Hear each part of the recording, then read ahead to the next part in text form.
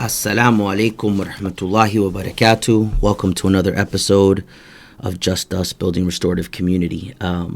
Today we're going to switch it up a little bit. I do not have a guest here with me. I want to sort of shift us into a more introspective look of restorative justice and actually another issue of racial justice. Today I want to just briefly, very superficially cover a book that I thought just captured this overlap phenomenally. And that was the little book of Race and Restorative Justice, Black Lives, Healing, and U.S. Transformation, written by Fania E. Davis, the sister of Angela Davis. And this is part of a series of the little books of justice and peace building. Phenomenal series on justice and particularly restorative justice. They have a lot. It's a short book, not too many pages. I think it's about 100 or so pages. Easy read. Hoping to cover it today in our time together. I know we don't get to sit and really dig deep on a particular issue, so I'm hoping that today by doing this, we're able to at least get a little bit deeper. I don't think we're going to get as deep as we want to get with regards to racial justice. I mean, 1 hour doesn't do it, but at least we can get that conversation going. Hopefully expecting to be able to use this platform of Just Us Building Restorative Community, of every now and then doing this, of digging into a book and just kind of covering it and presenting these ideas. Hopefully it'll get the audience, get you, the listener, to dig in a little bit deeper and get hungry for reading on the topics. But I would say read and then go experience it. So just to dig deep, she starts off, it's about 6 chapters, or 7 chapters, pretty easy reading. I want to cover 1 through 6, leaving the last chapter just completely unattended. It's her way of going forward. But she starts off with chapter 1 talking about the journey to racial justice and restorative justice. And it just sort of goes into her personal life of her journey of being a racial justice warrior, and eventually landing on balanced approach of also incorporating the restorative justice healer. And she uses that metaphor, that balance, that dyad pretty heavily. And she says, during its first 40 years, however, the restorative justice community largely failed to address race, quite surprisingly given that it is people of color who overwhelmingly bear the brunt of the horrific inequities of our nation's criminal justice system, past and present. Just as the restorative justice community has historically failed to adopt a racial or social justice stance, few racial justice activists embrace restorative justice. So she's calling both communities out here, saying, hey, our warriors on the racial justice front need to incorporate a little bit more healing of that restorative justice into their work, into their, at least their perspective, as well as restorative justice practitioners, the healers, incorporating a little bit more of that warrior spirit and fighting for racial justice. She goes on to say very explicitly, our nation was born in the horrific traumas of genocide and slavery. And just to be clear, we're talking about the indigenous genocide here, right? The numbers are often disputed, but to think of the millions upon millions upon millions upon tens of millions of indigenous peoples that were either killed off, with guns, knives, germs, or a variety of other ways, starvation, famine. It was genocide. It was intentional. And unintentional at times, but intentional most of the time. So, and then slavery of the black man. So our nation was born in the horrific traumas of genocide and slavery. Because we have neither fully acknowledged nor reckoned with these twin traumas, much less worked to heal them, they perpetually reenact themselves transgenerationally. We who dedicate our lives to social change have a chance to succeed only if we devote ourselves to individual and collective healing. This is something that she really just captures it perfectly. For me, it's that incorporation of the teachings of Paulo Freire in Pedagogy of the Oppressed, where he elaborates on how the oppressed will take on the actions of his oppressor, and he learns to operate in that way, and that becomes his only social way of acting, is in these oppressive dynamics. And so what she's calling out is that we need to heal. Restorative justice is necessary for us to take a step back and not just continue a fight and perhaps commit some of the same injustices that were committed against us, but we need to heal. We need to be better. We need to be better then. And she goes on. I mean, she firsthand has some real experience in this struggle. She goes on to talk about her growing up in Birmingham in the Civil Rights District, and how at that point in time it was called Bombingham.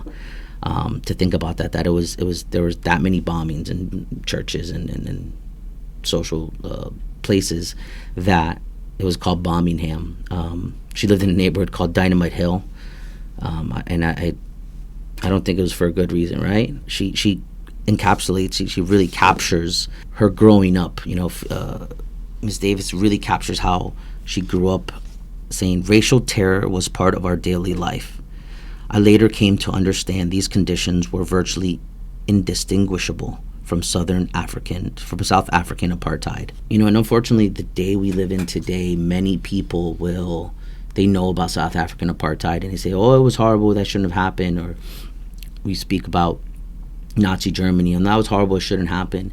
And we fail to realize that this has been part of our own American history, North American history, and it continues to be part of our reality today.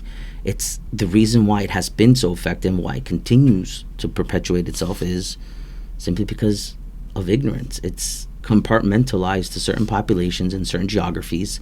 And when you think about the large amount of land covered in the United States, it's easy to see how things can be lost, how things can be silenced in certain parts of the country from other parts of the country.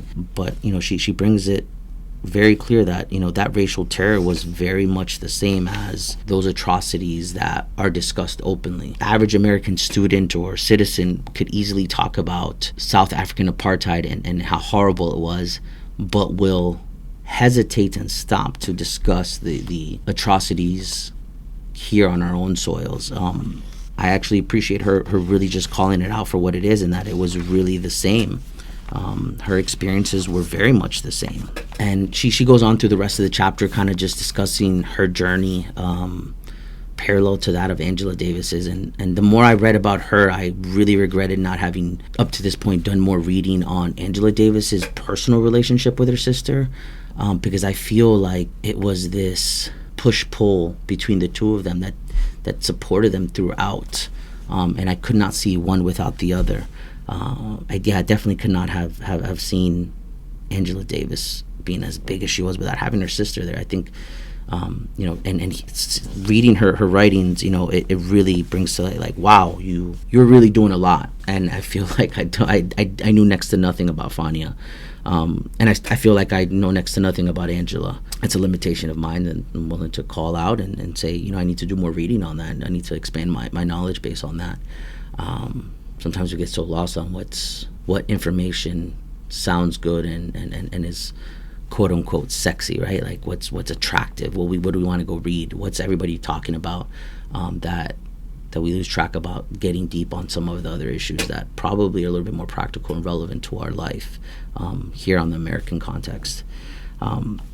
But towards the end of the chapter, she goes in and she describes how her path as a racial justice warrior comes full circle to incorporate some gaps that she was having, some spaces that she felt like she was missing out on as a healer, some things that she found within herself but couldn't quite make explicit. And I'm hoping I'm doing justice and capturing what she was saying. But here she writes, "Shortly after returning from Africa and completing the PhD, I learned about restorative justice, a justice that seeks not to punish but to heal. A justice, according to K. Pranis, that is not about getting even, but about getting well. A justice that seeks to transform broken lives, relationships, and communities, rather than shatter them further. A justice that seeks reconciliation rather than a deepening of conflict. a healing justice rather than a harming justice. Learning about this new but ancient justice marked a climax in my own years-long movement toward wholeness. It provoked an epiphany, integrating my inner warrior with my inner healer and uniting the opposites within: fire, water, solar, lunar, and masculine, feminine. Restorative justice allowed me to integrate these hitherto disparate parts. I did not have to choose one and renounce the other. At last, I could be all of me. And I could not more personally relate to that feeling of having found restorative justice, because I feel that exact same way, that restorative justice does provide us an opportunity, especially those the practitioners, but even as a community, when we experience restorative practices and restorative justice in a sincere way, in an authentic way, we do come closer to experiencing a whole of ourselves, because there are so many parts of us. We're not just physical beings, but we're spiritual. We're not just emotional, but we're artistic. We're not just intellectual. We're all of these things and more. And the idea of establishing justice and balance in a manner that's intentionally seeking to address all of it by creating a space for all of it to be brought forth is something that can be game-changing for me. It has been game-changing for me. What I particularly was touched about this section was how she easily calls out the fact that when things have gone wrong, to make things right is not out of the question.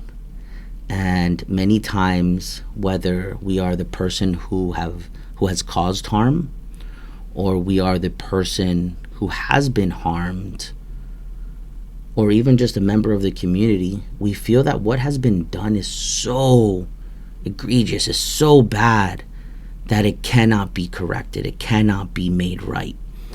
And she doesn't put an intensity value on what can be made right and what can't be made right.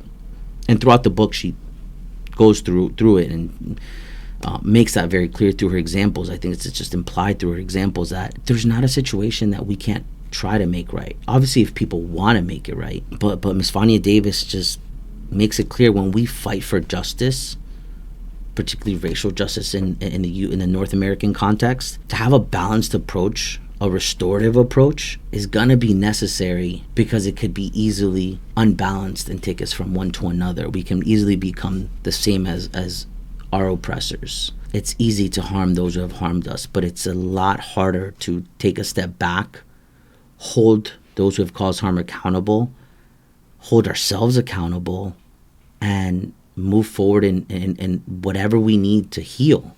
As an individual, as a community, it's a lot harder to heal than it is to harm.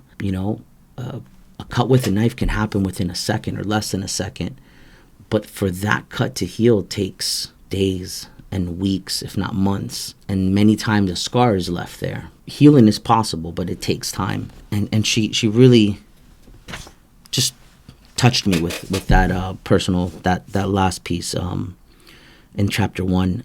In chapter 2, she goes on to discuss sort of the indigenous, chapter 2 is called Ubuntu, the indigenous ethos of restorative justice. And if you look at the book, right under the title of the chapter, she has the Sankofa, which is, the bird looks backward to bring forth the seed of a new future.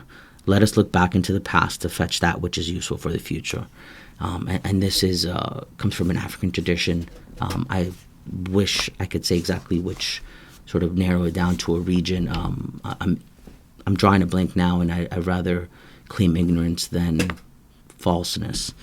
So I'm just going to leave it at that. But with Ubuntu, what Ubuntu means is, it's a Nguni proverb, and it's translated as I am because we are, and we are because I am. And so this, for lack of a better words, communitarian principle is what drives restorative justice. So as a community, if we are good as a community, then individually we should be good. And if I as an individual am good, it should be that we as a community are good. And I should seek it to make it that way. And she goes into this chapter talking about different indigenous traditions that have restorative justice and restorative practices clearly at the center of what they are and who they are. She writes, Lakota Sioux put it, Mitakuye Oyasiin. We are all relatives. We are here on earth to learn to take care of one another. And you could easily see in that translation how it's so closely aligned and overlapping with Ubuntu. How that idea of individual success and individual progress is related to the collective progress and the collective success. And not just the collective, but of other individual collectives. And that is at the bottom, at the center of restorative practices, is that we inherently as human beings are relational. We relate to one another. We rely upon one another. And so our successes and our failures are inherently tied. There's a reason why social media is such a boom. It's easy to see that. But she goes on to talk and to call it out. Consonant with African and other indigenous communitarian values, restorative justice is profoundly relational and emphasizes bringing together everyone affected by wrongdoing to address needs and responsibilities and to heal the harm to relationships and to community and to the degree possible. While often mistakenly considered only a reactive response to harm, restorative justice is also a proactive relational strategy to create the culture of connectivity where all members of a community thrive and feel valued. And I think that's super important right there, that it's not just about reacting to harm, which we'll get into a little bit later on in schools. It's also about doing what is necessary to have collective well-being. I want to get these two little notes before we have to take a break here on Just Us Building Restorative Community. She says, and I find this particularly important as a practitioner more than anything, it is noted that to emphasize the indigenous ethos of restorative justice is not to sanction cultural appropriation. If restorative justice facilitators seek to incorporate indigenous elements of another culture in their circle practice, for example, respect requires at minimum fully understanding and explaining to circle participants the meaning of the cultural practice and identifying the individual who shared it and authorized them to use it. That said, every human being has indigenous roots, including white people, and all restorative justice practitioners might consider unearthing the healing and peacemaking ceremonies and practices of their own ancestral traditions to incorporate into the restorative justice practice. I think this is of particular importance because that is a tension that we have, right? If we, as restorative justice practitioners, seek to address racial justice, then we need to make sure that we're racially minded in doing our own justice and doing restorative justice. Race has to be at the center of it. Culture has to be at the center of it. And we have to be mindful of how we do things and we move forward. So this cultural appropriation can be impacted into a whole another episode.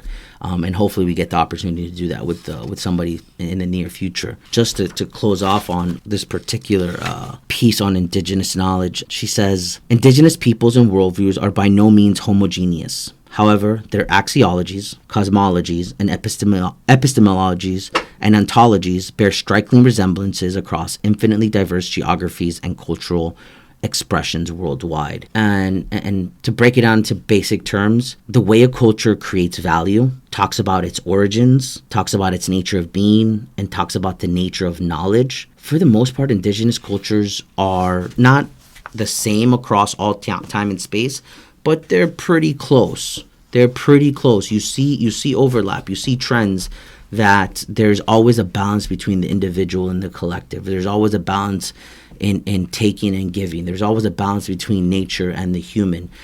There's not one without the other. We're going to take a quick break, and we'll be back with more Just Us right after this. We're back with more Just Us. If you're just joining us this week, we don't have a guest. It's me, your host, Chris, and we're tackling Fania Davis's book, The Little Book of Race and Restorative Justice, Black Lives, Healing, and U.S. Social Transformation.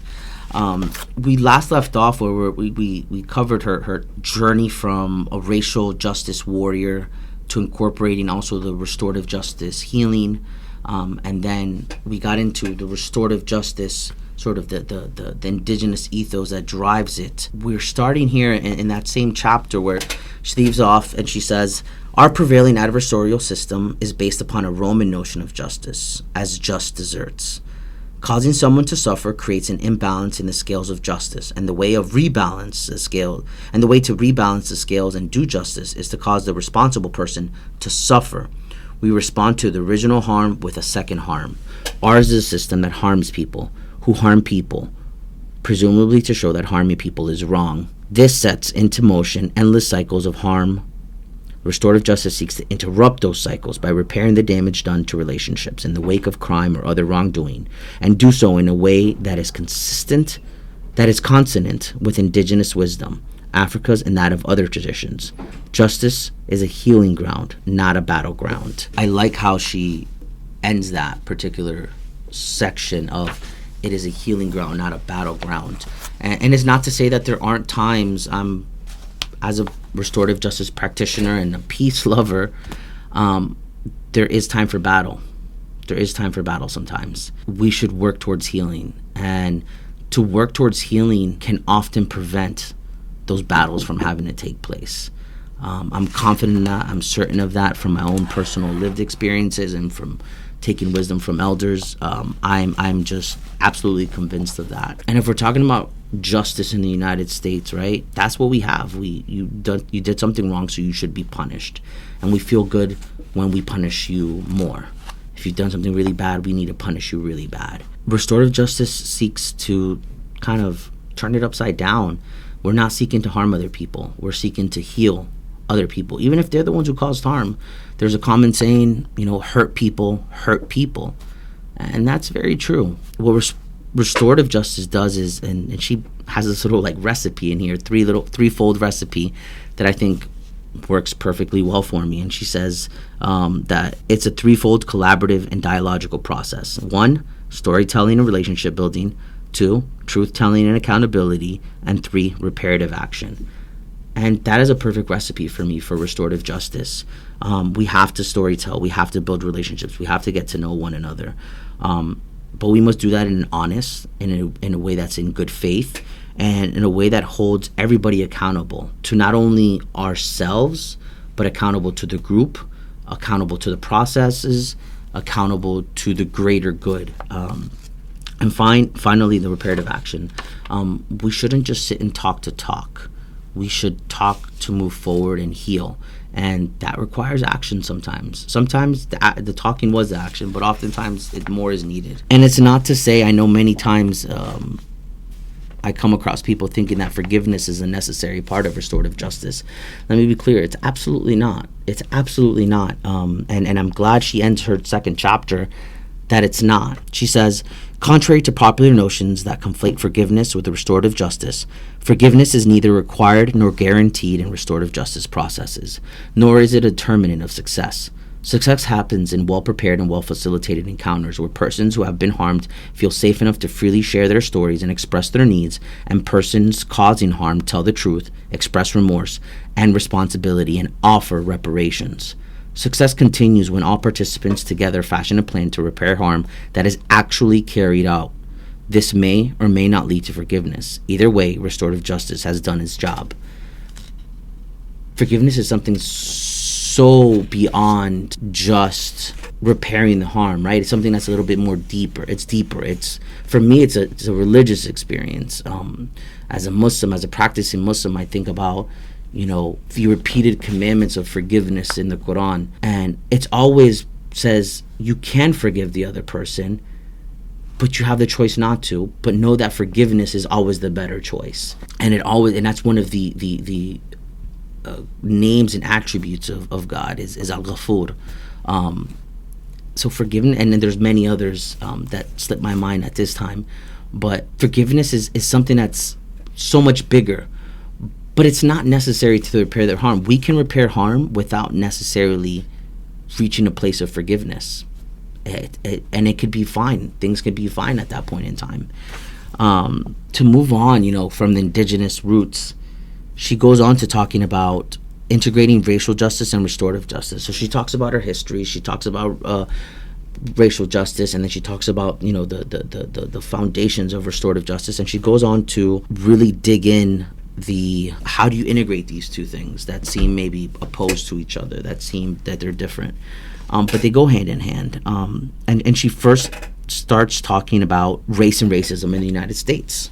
I think it's suitable that she talks about that, because if we're talking about racial justice and restorative justice in the United States, in North America, it's necessary to start with our own context. And she says, the United States is a nation born in the blood of the enslavement of Africans and genocide of Native Americans.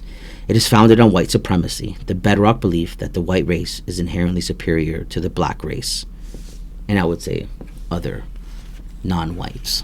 She calls it out. She calls it out exactly for what it is, and she's not afraid of that. And I don't think any of us should be afraid of that. As a restorative practitioner, I'm not afraid to let's have a talk about that when it's necessary, when it's needed, when people are ready to. She says, our failure to reckon with the past precludes our ability to take collective action. Responsibility, transform relationships and social structures, and finally put the past behind us. Americans are socialized to reduce racism to individual expressions of prejudice and overt acts of bigotry. Yet racism in the United States is three-dimensional: structural, institutional, and individual. And that's necessary for most of us to really tackle.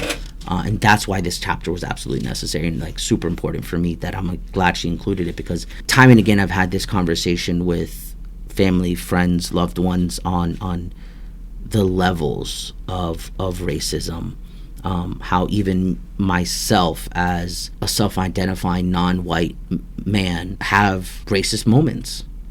And there's a certain amount of privilege, because I'm fairer skinned, that I've been given, and those things come out. And just because we do not initiate this dynamic does not mean that we do not perpetuate it at times with our own behavior or words. And she goes on to describe, structural racism as a normalization and legitimization of white supremacy enacted from the nation's beginnings by vast historical, governmental, cultural, economic, educational, institutional, and psychological forces, all working in concert to perpetuate racial inequity.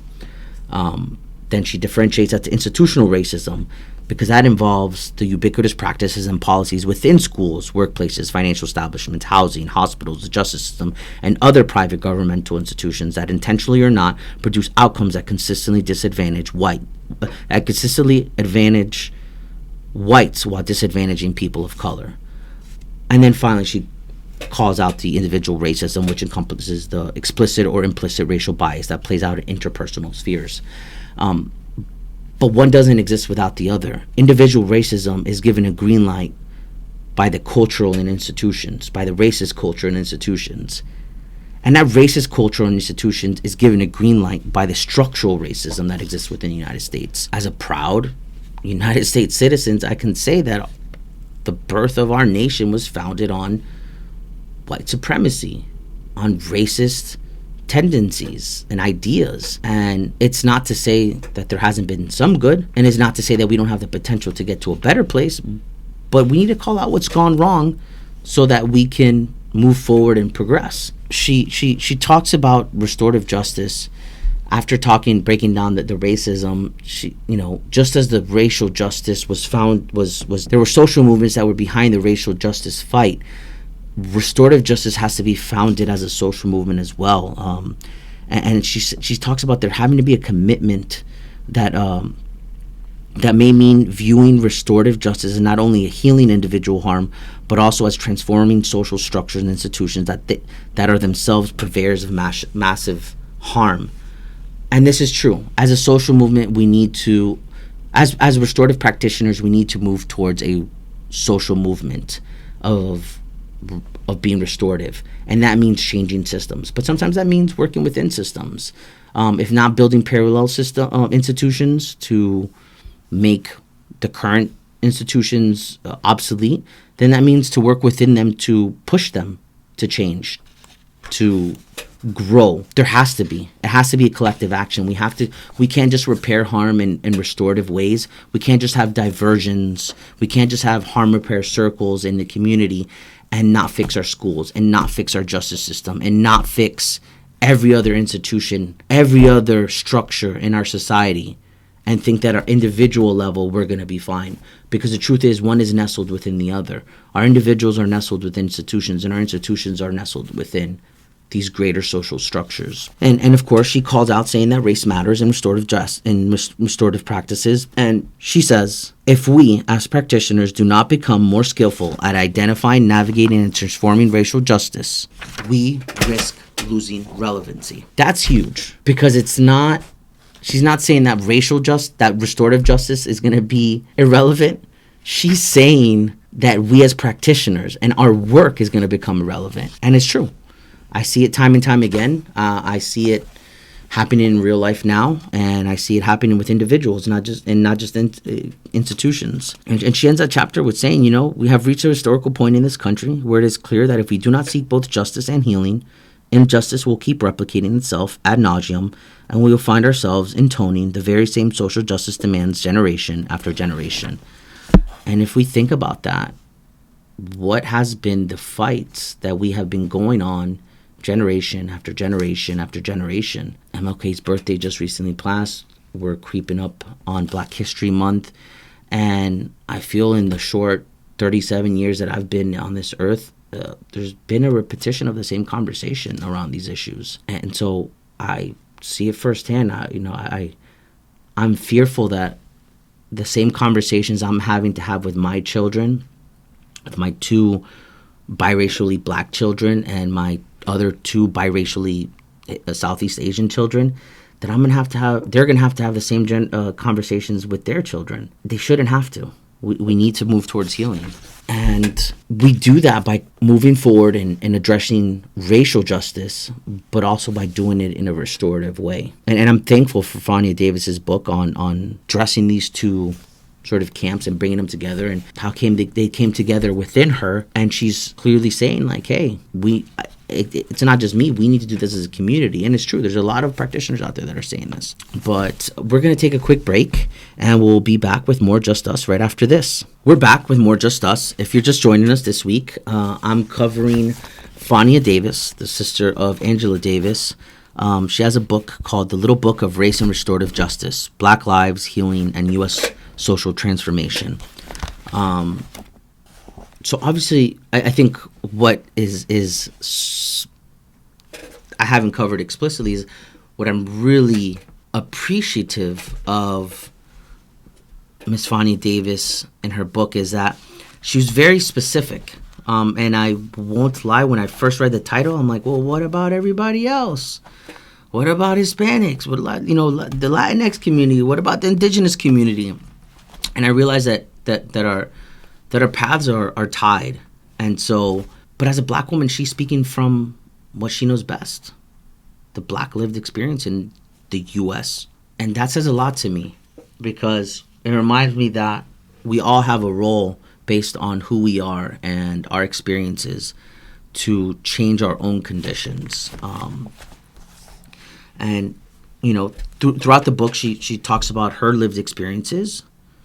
She goes on to talk about, the theoretical, the cultural roots of restorative justice. And then she talks about, in chapter 3 on how they come together, not only for her as a practitioner, but how they can come together for us as a community. And she spends chapter 4 talking about race, restorative justice, and schools.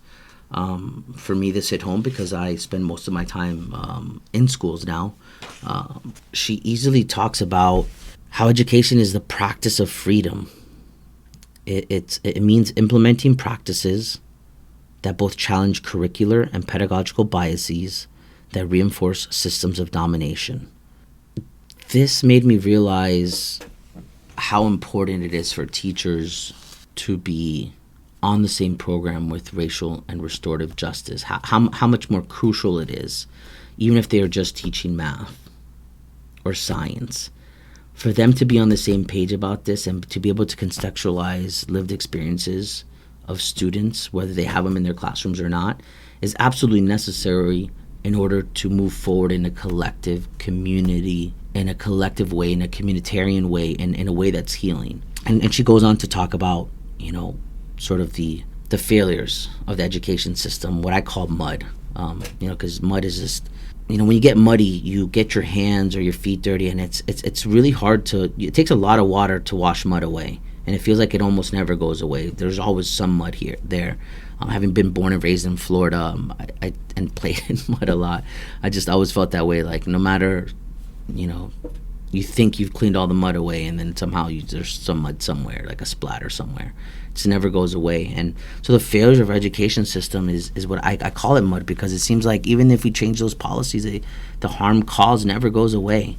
And she first talks about the zero tolerance school discipline, which after the Columbine school shootings, kind of increased. And that was my era of being in education, or as a student, was in zero tolerance. And I remember zero tolerance. But what's so crazy about that is that all the data shows that removing children from classrooms actually decreases the likelihood of success, of academic success. I love seeing those posters, the highway boards on, 2 absences, leads to failure. And I'm like, yeah, but how many times are we suspending our youth for other things and then expecting them to still do well in school, and expecting them to do well and demanding that they do well when we're suspending them? We're removing them from the classrooms. Another part of the failure of school discipline, has been the racial disparities. She quotes some statistics here which absolutely are true, and they're probably worse now. African American students are nearly 4 times as likely as their white classmates to be suspended from school for similar infractions. I mean, we find the same stuff going on in the justice system, but it starts in the school. There's a reason why we have this idea, this concept of the school to prison pipeline, because it's the institutionalization of removing black and brown bodies from society, from the classroom, happens early on. It's less in supporting and healing, and less invest in just removing them and somehow benefiting from that, which she gets on later on in the book. But with the racial disparities, right? So she even she talks about the fixed school discipline campaign that happened in California, which was a direct response to zero tolerance. But what's really interesting about that is, even when they declined out of school suspensions by more than 30% for all students, black students were still roughly 4 times, were suspended nearly 4 times the rate of whites. So even if you reduce your overall suspensions, you still find the racial disparities. And that's why, as a restorative practitioner, when restorative practices are used as a band-aid to say we're not suspending, schools are not suspending, or we're suspending less, yes, but we might still have those racial disparities, which are even more troublesome and even more damaging, because that's signaling to everybody else that it's okay to remove black and brown bodies from society. It's never okay to exclude anybody from society. And she goes on in this chapter on education. She talks about the restorative justice for Oakland youth, great RJ program out of Oakland, organized by youth. She talks about out of Denver, Colorado, the Padres and Jóvenes Unidos and the Denver Public Schools. They got together and started working on a restorative justice program through schools. And she holds these 2 up as some pretty good models, or at least cases of success. We're starting to see more around. I think I get worried now when we get closer to, I would say, the back end of the school life cycle. And it seems like in education, every couple years they push a new idea, and I think it has capitalistic tendencies to push new materials and trainings, but what do I know? But she talks about these 2 as being some really good programs. She calls out that they offer, based on these 2 models, there's some good tips for reducing the racial disparities in school discipline. The first one, she talks about simultaneously addressing relationships while addressing institutional racism and while addressing implicit bias. Addressing the relationships, individual harms and individual relationships is the micro level. To introduce the institutional racism is to address that macro level of a building, of a school district. But to address the implicit bias is that meta conversation of how are we even thinking about this? How are we tackling and chopping this up and consuming it. When we address our implicit bias that all of us, every single human being has, is to move in the right direction of saying we're vulnerable human beings that have the ability to make the wrong decisions. And that's a huge step. She says, confronting one's own bias is a fraught subject, and it is important that the design and facilitation of implicit bias trainings address the tendency of white educators to feel they stand accused of racism, triggering defensiveness and shutdown. Effective trainings allow participants to be open about acknowledging, exploring, and ultimately unlearning their own bias. That is the key. It's not about any particular person. It's about, hey, we all have biases. We all need to explore it. We all need to unpack it. We all need to address this. Her second recommendation for reducing those disparities is to develop district community collaborations, and her third is to develop district university relationships. And I think this is those 2 points are really interesting.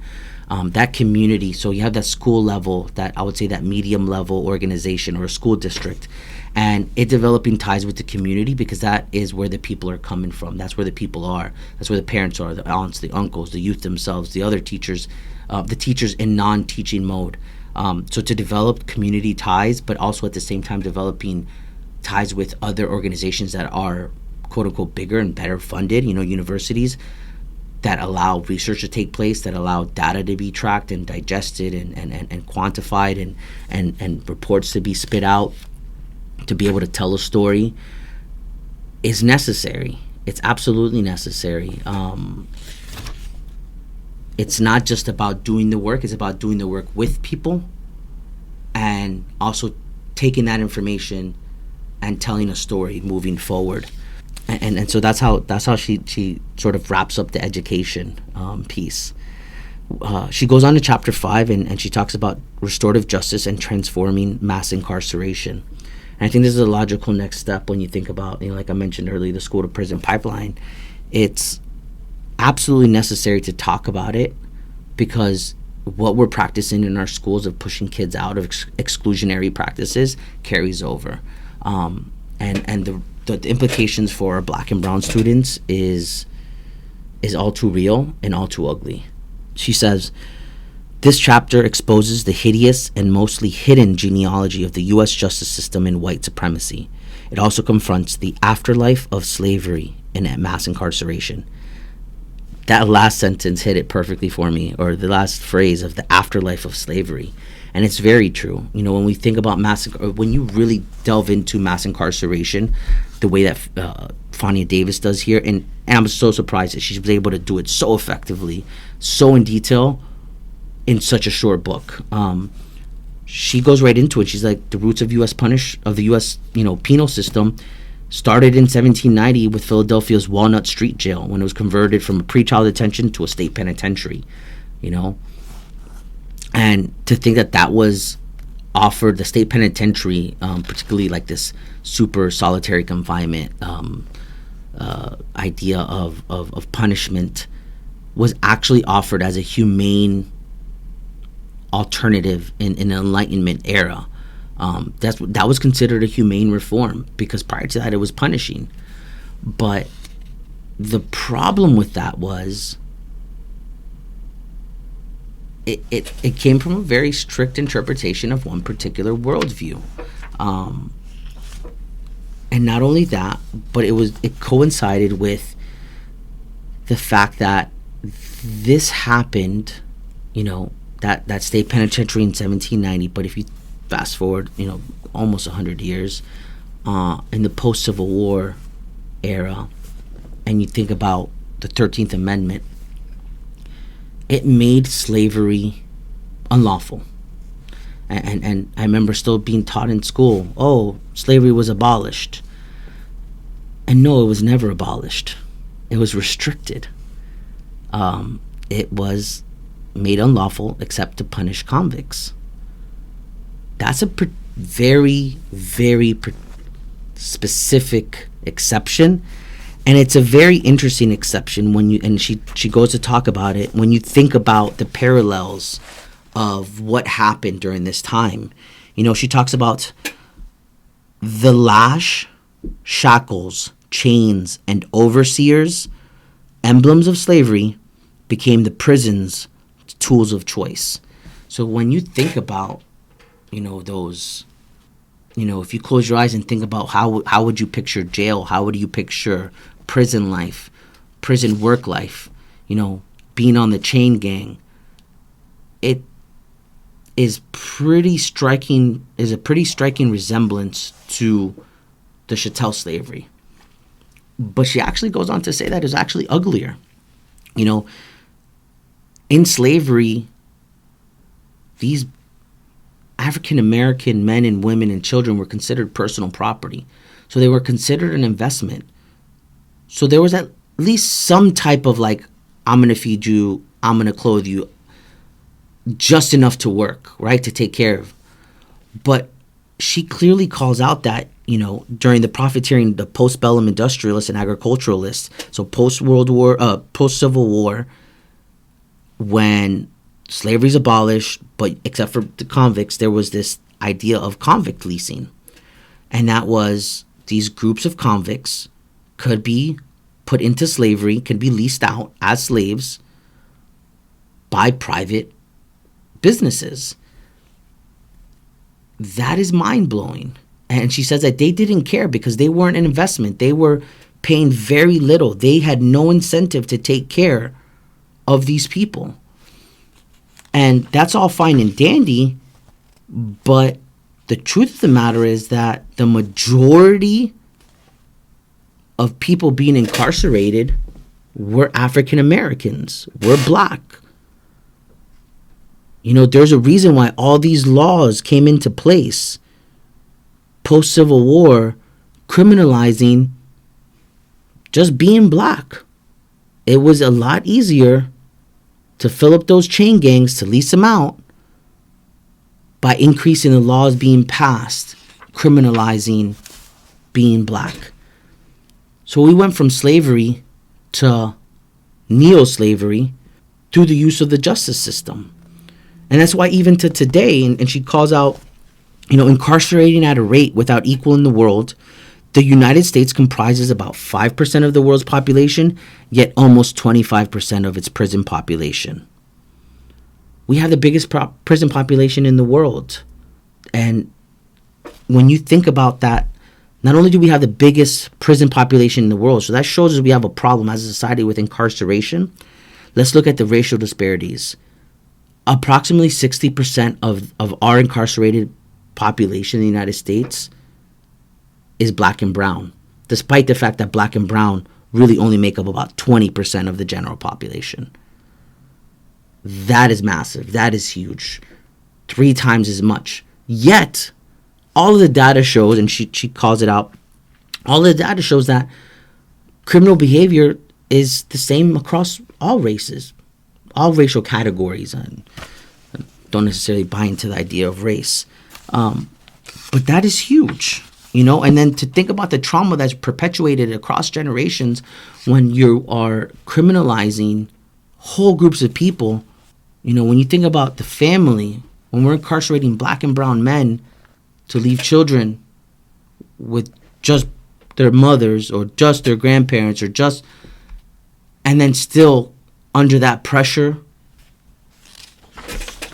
it creates trauma, not just within a single family unit, but across a community. And then it further deepens that trauma by perpetuating it generation after generation after generation.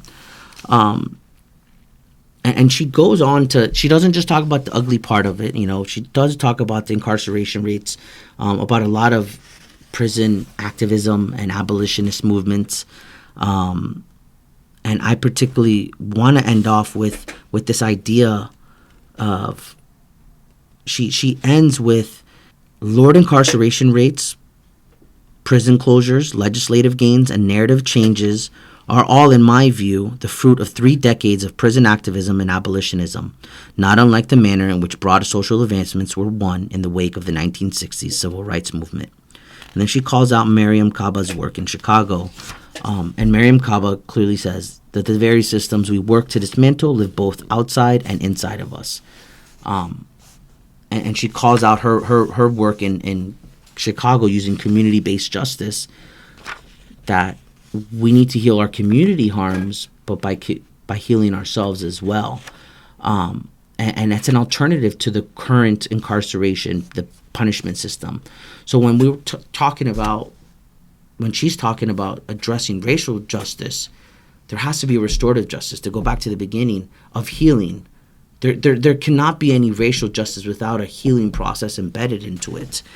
She ends this chapter 5, with Kaba reminds us that we must also do the painstaking and emotionally challenging work of transforming ourselves and our relationships, so that we do not replicate the racist and retributive practices of the very institutions we seek to change or abolish. And that was the pinnacle of that racial justice, married with that restorative justice. We heal ourselves so that the work that we do, the fight that we do, is a just fight, and that our next step forward is actually one of building and not just destroying. And that I wanted to call that out and end that. And the cover of this book, without going into chapter 6 of a truth and reconciliation process to deal with police violence or the moving forward, I wanted to end with that because it ends us with the idea that, for me, what resonated was, I think about, there's a part of the Quran that talks about the condition of a people will not change till they change what's within themselves. And the more I am engaged in restorative work, the more I think that we have to heal ourselves in order to heal the world we live in. We have to help others heal in order to heal the world we live in. And all justices are tied to each other. And so I end that, and I hope that today's coverage of Fania Davis's The Little Book of Race and Restorative Justice, Black Lives, Healing, and U.S. Transformation, I'm hoping just that superficial skim motivates you to go get the book yourself. I'm pretty sure you can find it on Amazon. The publisher's The Little Books of Justice and Peace Building. I'm hoping that it motivates you to go and get that book and read it. Definitely share it with friends. But hopefully it motivates you, and hope it motivates myself to dig deeper into the idea that we need to establish racial justice with restorative justice. And there's a lot of other issues that we need to tie in, but I think absolutely necessary. That is at the core of it. You can't have one without the other.